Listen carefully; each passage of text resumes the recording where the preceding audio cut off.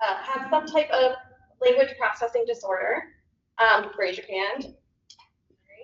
And does anybody have a child that uses a pod or any other communication device? And then is anyone here professionally as a teacher or an intern? Okay, awesome. So a little bit about who we are. So I'm Lindsey Colopietro. I'm a behavior support specialist. I've been in this role for the last 3 years. Prior to that, I was a special education teacher, which I absolutely loved, in CCPS for 7 years, and overall I've been in the county for 10 years. And I'm Jeanine King. I'm an occupational therapist. I've been with the county for 13 years, and around 2000, I became sensory certified. So this is like my baby. I love helping families and working with students with sensory. You're having fun. I just clicked the right to the top there. Yeah. Great. Let me see. I actually have a real treat for you guys. I have a friend that came, a very dear friend, and they were going to come later, but they have a sporting event to go to. So we're kind of going to put the cart before the horse and help. And I feel like it's really important for you to learn phases of interoception, basically. So before we describe it to you, let me give you a little bit of our guest speaker, an extra guest speaker over here, if he feels comfortable. I have a wonderful family. This is Mom, Ellen, and her son, Owen. Alrighty, sir. Thank you for being my guest. Can you tell everybody a little bit about, so if you have some sensory things, can you tell them what changed that you now have sensory things? Okay. So Owen has something called PANDAS, and that's brain encephalitis. There's a lot more to that. And so we've been, one of the effects of that and symptoms is that he has a lot more sensory needs than he used to. And although he does have really great language, there's times when he's struggling that language is hard for him to have as an output. So we've been working with, Jeanine and I work together both professionally and personally. And so something that Owen does a lot for us to give us a better gauge of where he's at is he does a body map. And I think you guys have these on your table. So do you want to do a body map for how you're feeling right now?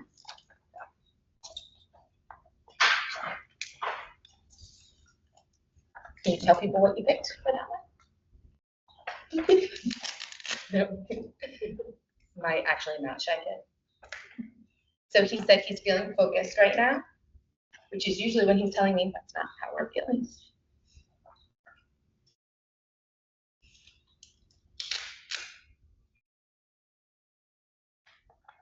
So he's saying that his breathing is a little fast right now, like a rabbit.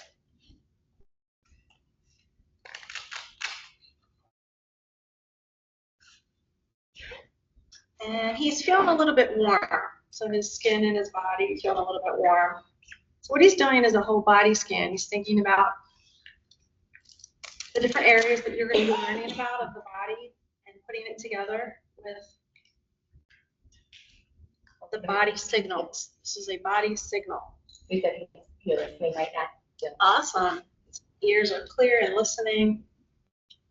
Being awesome at this. You're a professional.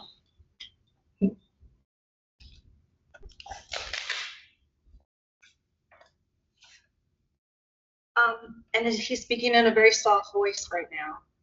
Yeah, that jives.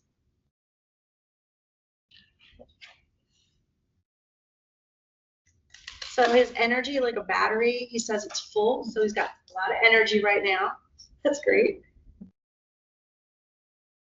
This is a basic how you do one of the strategies we're going to be teaching you guys. We'll have to add it. Oh. He also decided to choose the out of control feeling as well, one of the body signals. Yeah, it's kind of a little different being up here. This is awesome.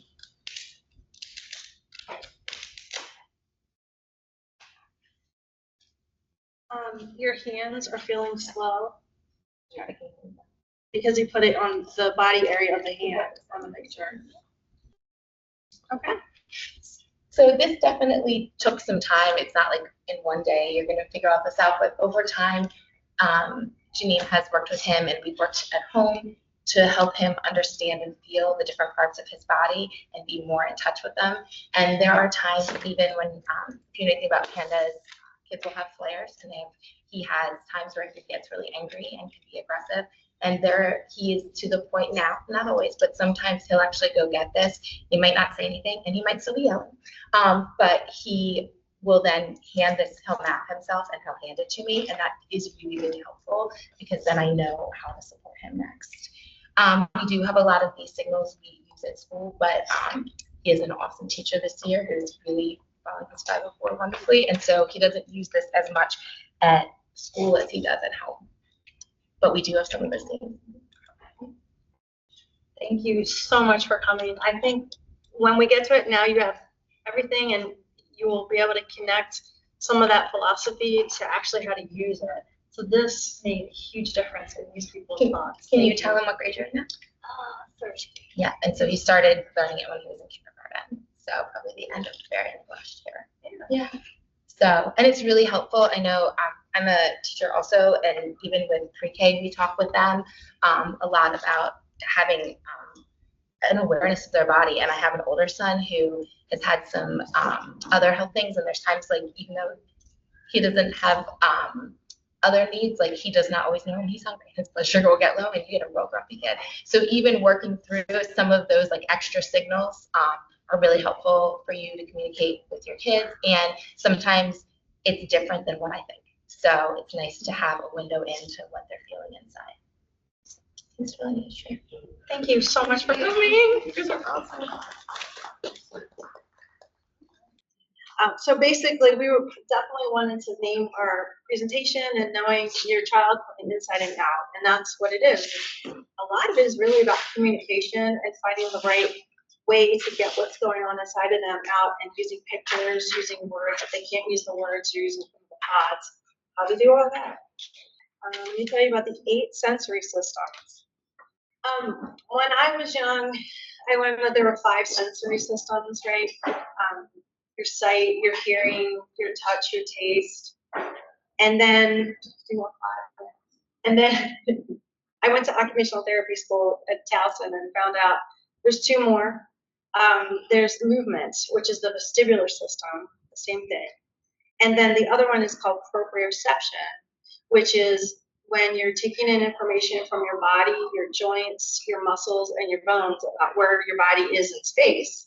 With that swimmer that can get to the end of the lap and do that fancy thing, I could never do it, but they know how to do it, and then they come back, they know which ends up, kind of thing, and knowing where your body is as you're walking down the hallway, and if you have a connective tissue issue, knowing where your body is some days, wearing something heavy and weighted, and it's a really interesting thing to learn about. A lot of people don't know that word, proprioception, but when we start to talk about it, I think it'll make sense as to what it is. Then, in the past couple of years, you've been hearing about mindfulness, and interoception is really like mindfulness. So you may have heard of it in a different way. Interoception is that 8th skill, that 8th sensory system, where exactly what our friend Owen just did, where you have to introspectively think about your body receptors and then what your brain is connecting those receptors to. And then you can get to those higher level emotions, which is what our speech language pathologists want us to do, and say, how are you feeling? But we can't really say how we're feeling until we have that sense of interoception. So that's why it's really important to stand it out and to talk about it tonight. In other words, one day you can probably tolerate more noise than you can on a day when you already have a migraine. And that little bit of sound is going to bother you more on that day. Your cup is small, it's going to overflow a lot faster. So sensory sensitivity is one of the things that we're going to talk about. And then sensory overload, of course, comes into play as well. There we go. So just to show a little bit of the difference between sensory seeking and sensory sensitive, because sensory is such a broad term. So actively seeking out sensory input to regulate the nervous system. So it'll look like a child's jumping, spinning, bouncing, fidgeting a lot. They might play with a lot of the fidgets, making a lot of noises, chewing on objects. They're really looking for a lot of that input. And then the sensory sensitive is the easily overwhelmed by sensory input, and that might cause anxiety, discomfort, it might even cause physical pain. So they might be squinting because lights are too bright, covering their ears for loud noises, pulling at clothing, which is one that we see a lot if clothes are bothering them, avoiding textures, picky eaters, all those different things. So it could be that children are sensory sensitive or sensory seeking, could be a mixture of both, and different things as well. Those are the hardest ones, when you have your child has a mixture of both, because it's less predictable, there's fewer patterns, and it's pretty variable. And it's also harder to describe to grandparents. They're like, wait, 1 minute I can hug him, but, or no, he can hug me, but I can't hug him. It's just variable. So, and teachers, of course, and daycare providers, it can be tricky in explaining it. You just kind of have to experience it and roll with it. I'm going to be repeating a few things, and this is one of the thing I'm going to talk next about is something I'm going to repeat. It's just, what is interoception? It's like as simple as an equation. If you think nothing else, think of this. It's your body receptors. And that's what our friend Owen was doing. He was doing that body mapping. He was thinking about what signals from my receptors are being sent to my brain. So it's the receptors plus this area of your brain. And I really want our audio video to work because we have a really cool little snippet about the insula. It's this little area of the brain, dead center mass of your brain that controls things. And once we tell you about it, you're not going to forget about it. At the insula, I think of a little island inside, and you're going to be like, aha, that's what's happening. And all of those two things are going to equal the emotions, which is really what we want. We want to know how they feel. Are they tired? Are they hungry? And within the emotions, we'll learn that there's two kinds of emotions. We're here on the picture of the crazy little person. We're going to talk about it. So for me, sensory is a passion. I could rattle on and on. I'm going to stick to the script, so I'm going to read. I don't normally read, but if I stick to the script, then I know you're going to get all the information. So we're going to just together, we're going to read through.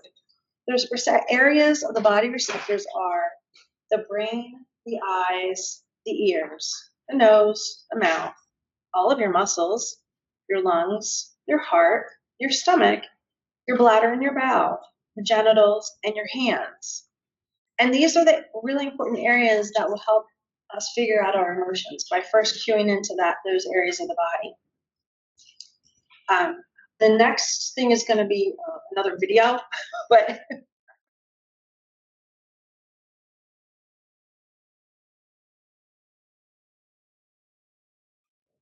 going to roll right into the next video.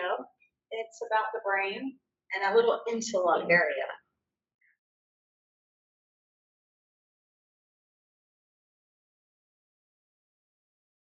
Pretty interesting. Who here has ever heard of the insula before in their life? Because you're my intern. So let me just tell you about this. Fight, flight, fright, fear, yeah, freeze. The child here, my friend, Owen, I showed him this video recently when I was preparing for this. He's first grade, but I showed it to him. And like, he got it because he has flares. And sometimes his sensory system is off the rails. He cannot go to school some days. It is a fight to put socks and shoes on because he has such pain in his feet. It's flaring, it's firing, such pain. But guess what? It's like the medicine will kick in and then the next day, perhaps, we don't know, but we don't want to assume, but I feel like he doesn't have that intensity level of pain the next day. But guess what? The insula remembered it, just like that food poisoning. Oh no, the next day it's a fight to put the shoes and socks on. And we feel like if we give him the strategies like pain scales and the body mapping, he'll indicate that he's not in a flare, that he's not having pain, but you go to put the shoes and socks on and it's like, oh, triggered, it's the insula. And so that was really important for him to learn that. And so he's still learning, but it really can kind of help. And I feel like kids need to know about the brain, just like we need to know, and grandparents need to know, and daycare providers and teachers, because it unlocks knowledge. And with knowledge, you can start to help our kids overcome some of these fears and barriers. Because they can be sometimes legit, but other times it's the barrier that we've learned. And that's how we help our kids to get past it. Anyway, remember I said ever so quickly, the emotions, there's two kinds of them. Well, here we go. And so in your mind, you have your inside type of your homeostatic emotions, and then we have like the outside kind of emotions. So inside emotions are hunger, fullness, thirst, pain, that sensory overload we talked about, an illness, body temperature, physical exertion, sleepiness, and bathroom needs, being able to sense when you have to toilet. Then we have our outside emotions or affective emotions, excitement, distraction, like our shirts we have on over here from inside out, joy, frustration, calmness. What you said? You're like, yeah, you get it. It's fear, safety, sadness, love, focus, anxiety, boredom, energized, and of course there's probably more. All those wonderful ones that we want to be able to label with our language. So here is where y'all come into play. You're here because you want strategies. And we're here because we want you to have those strategies. We want you to leave here tonight and tomorrow wake up and to be able to do something different that you didn't know today. You have to become a detective. You have to be willing to take on that detective, and that's why you're here. I'm sure you're ready to do it. So let's jump into it. So what is happening? We already said it's the receptors in our body plus the insula, the brain, equaling the emotions or the meltdown that we're seeing, or the barrier that's we're ending up seeing as far as our children and helping them get to where they want, learn what they need to learn. The body has all these interesting signals, and we want to connect our body signals to our emotions. Here we go. This right here I made it up. It's not one. The other ones are kind of helpful. I've read through, and in the resource page, you'll know there's a lady named Kelly Mahler who's an OT who is wonderful. She's in the resource list. She's come and given in-services to our staff about the interoception program and helped us on our way as far as all walks of life. Carroll Community, Carroll, good Lord, Carroll County Public Schools staff now knows this interoception program, and this is how to kind of fund that. I kind of came up with this on my own. You want to be able to describe what you see is the first step. That body signal. So identifying the feeling of hunger. My stomach's growling, so we have to describe it, and we need our children to describe it. So to do that, they're going to need a pod, they're going to need language, and even some students that think they know it, I tell them right away, I'm sorry, but I'm not going to accept good or bad. We need more words than that, right from the beginning. So they're like, oh, okay, this lady's for real, we're going to figure this out. Assume. Never assume that we know what's going on, even though, you probably can assume, oh, you're tired, but we don't really know. Maybe they're just really overwhelmed about something else, and a yawn also means they're tired, but maybe they're overwhelmed. So we try to be detective, and I'll give you the words soon on how to couch what we think we're seeing. Use a topic board when you can. We have the interoception topic boards I just made out of Board Maker, but you could probably make them too, or find something commercial, but I wanted to give you some. They're in the handout. They're just what I've kind of come up with. I'm an amateur with Board Maker. We are stating the history. Like, hey, you know what, the last time it was this time of day, and we hadn't had dinner yet, and you had a really hard time coming to the table. I think you're hungry. So maybe I'll come to you and give you a snack before you get to the table so that you can get to the table. Whatever it is, think about the history, give them that information so that they're starting to see the pattern. Oh, the last time this happened. Yeah, that's what I was feeling. You can try to guess. And then ask them to describe it through the body scan.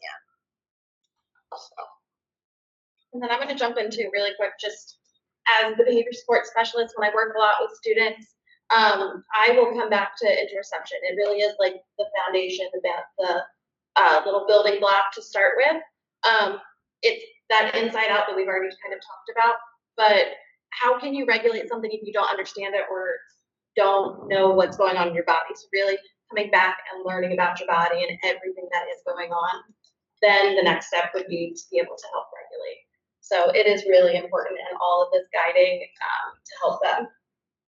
It was that aha moment. Like, how am I going to ask them immediately what their emotion is when they don't know how to figure out what their emotion is? So interoception is the way to do it. We're going to kind of go through what sleepy would look like, and then we'll show you a really quick video. So if the child is looking sleepy to you, here's kind of how to break it down. The child's eyes, their eyelids are starting to close. So you can say that to them. Hey, Owen, your eyelids are starting to close. And you look at their mouth. And your mouth, I saw you were yawning. And then their movement, their body and their muscles. And you're kind of moving slow like the turtle. And then their head, and maybe when I'm that way, I have a foggy brain. Maybe you're having like that brain fog, and maybe you're starting to not think as clearly. And so we break the body scan down and we kind of help them through it. So what does that mean? Oh, we feel sleepy. When I feel sleep, when that happens to me, I feel sleepy. Is that how you feel? Maybe it's not. We don't know, but maybe it is. So we start to give them the language by sort of modeling it. You can model it on yourself or model it with them. We have a really quick video. First topic board. So this is how I would use the topic boards with them. If just auditorily hearing what I had to say wasn't really the mode of the best communication, I can whip out the topic boards and say the same thing, but help them to find the picture of it. So we're doing sleepy, like, okay, let's talk about your eyes. Can you find the one where your eyes look sleepy? And they'll think, okay, let's go with that one. Hopefully they get it right. If not, just sort of show them, oh, this one is the one, I think. And the lungs, yeah. This is a give guided choices. So when I yawn, I feel tired, and then I need to. Here's 3 choices. Do I need to jump on a trampoline? Because maybe I need to wake up. Do I need to sleep? Because maybe it's bedtime and I do need to sleep. Or maybe I need to read a book because I'm not quite ready to go to sleep. And if maybe you read a book to me, it'll help me. So giving choices, if you can give choices of 3, still is the magic number, right? 3, 2, 3, through visuals, as many multimodal things as you can. Are you doing?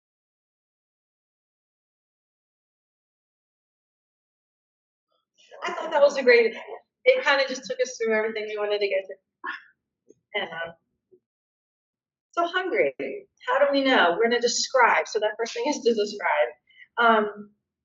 Oh, you're easily frustrated right now, I noticed. Do you feel frustrated? You're asking them, it looks like you're easily frustrated. It looks like, earlier you could sit here and do that puzzle for like 10 minutes, but right now you're not ready to do the puzzle. It looks like you're not really able to focus and spend the time doing your puzzle. So that short attention span.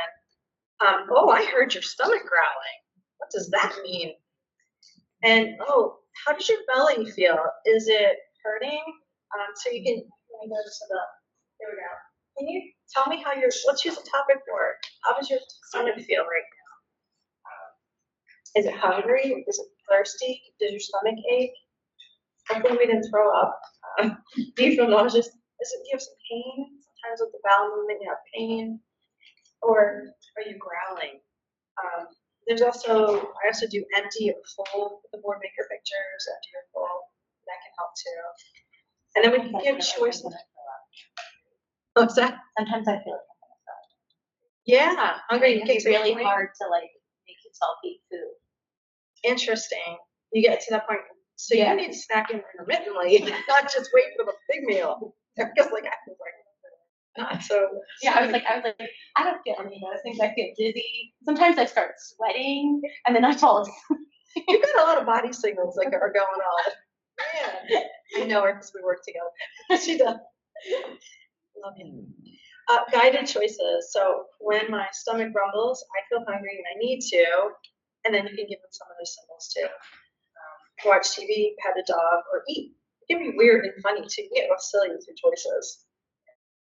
But the body scan, this is another one I had made, and it's kind of like the one that Owen went through with the body, but this is just a topic board for a body scan. So you can make whatever is relevant. I see some of you guys thinking, oh yeah, okay, I think maybe I know what we could put on that topic board. Make it relevant to your person that you're working with. Does something feel sensitive to you? Do you, is it your ear? Are you distracted? Is it your nose? Is it, let's talk about your throat. Do you feel like you have a dry mouth? Do you need water? You know, is something really loud right now? Are you sweating? And or is something tickling you? You have a stomach ache? Just keep going at it. I know I've been a little repetitious, but it's all about the language, right? To know them inside out, we have to know what's going on in the language. Either it's pointing, visual. The person Kelly Mahler, she even had where, you know, sometimes you really have to dig deep, and it's their favorite stuffy versus a stuffy that isn't their favorite stuffy. They don't think of that stuffy. So when you're asking them a choice, is it, how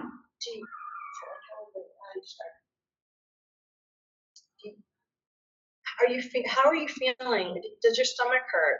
And if they grab their stuffy that they love, oh, they love it, so they must be feeling okay. But if they hold on to the stuffy that they don't normally spend time with, maybe something's wrong. It's just little things, however your child can communicate to you. It doesn't have to be the ways that I were saying, but it could be anyway. Be the detective. Okay, frustrated. That's just another way to do it.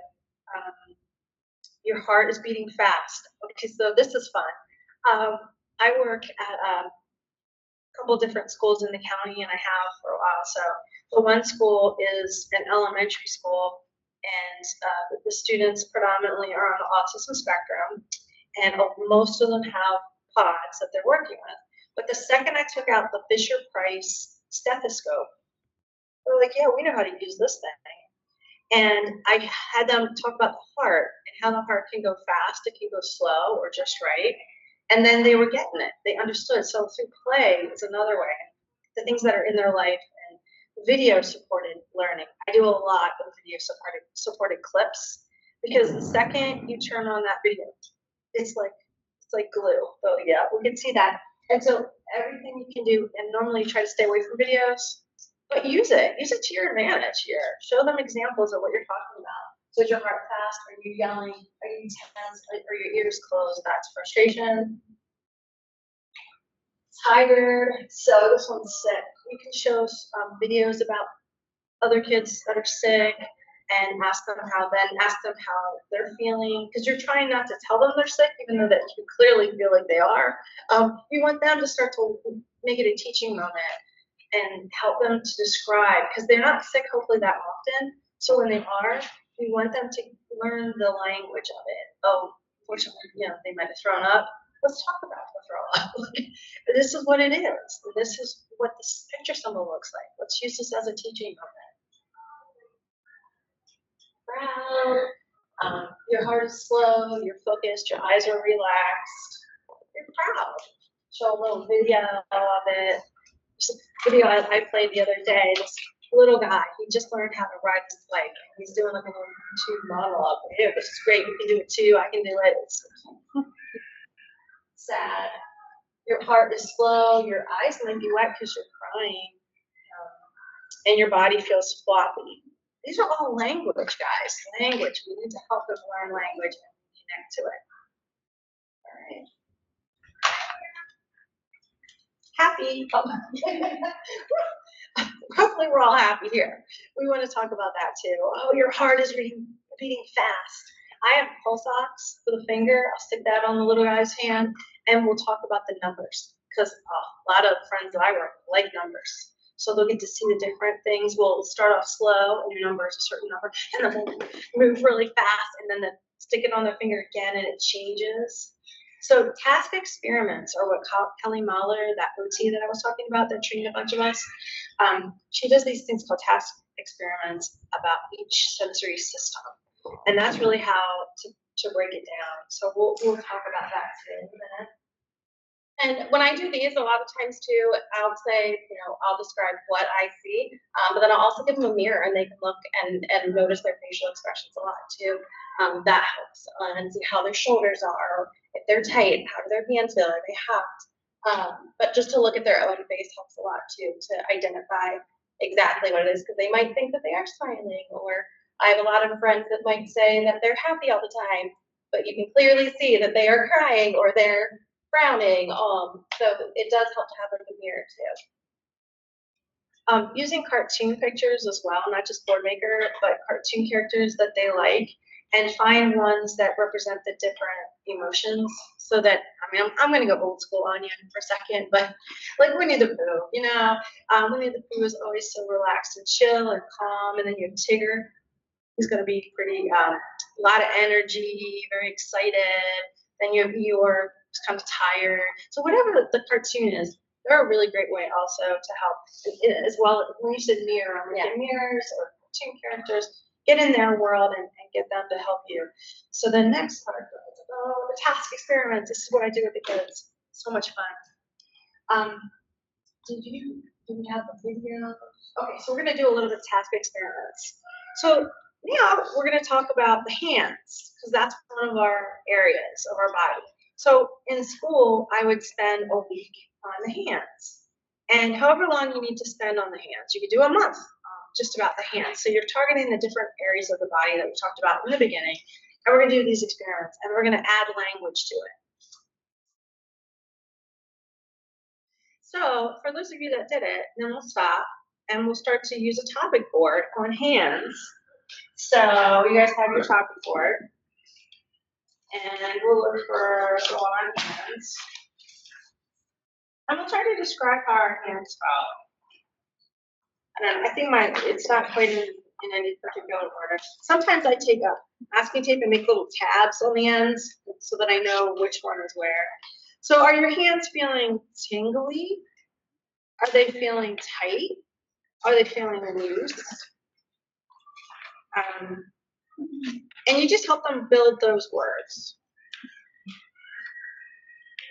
Are they cold? Are they warm? And they get point. I was in I did a foot experiment. The feet, we were stomping instead of clapping. And this general education kindergarten class. And the one boy went, they loved it, by the way. Oh, so got into these task experiments. He was like, I feels like, and he's like doing like this with his leg, and he's feels like I have a lightning bolt shooting down my leg, because they knew I didn't want to hear good or bad. So they would start to go and be really colorful in words and the descriptive. So if you really get a kid that can have language but can't really come up with it in the moment, that's always fun to play with too. All right, so you get the idea about the and what it looks like for people that are in the county. There's kits at all the schools if you're a teacher, and they have the task experiments. There's card boxes, and they're in a couple. The same thing is like in different methods. Cards, or you could do a sheet of paper of the experiments. There's words, or there's pictures that go with the words. I find this kind of bland, and I get the idea, and it's awesome, but I just make my own thing. I make PowerPoints because I want videos. I want to make it fast. I choose my task experiments for the kids in the class that I'm working on. Alrighty, here's another one for our advanced friends. I want you all trying it, because you can do it. I know you can.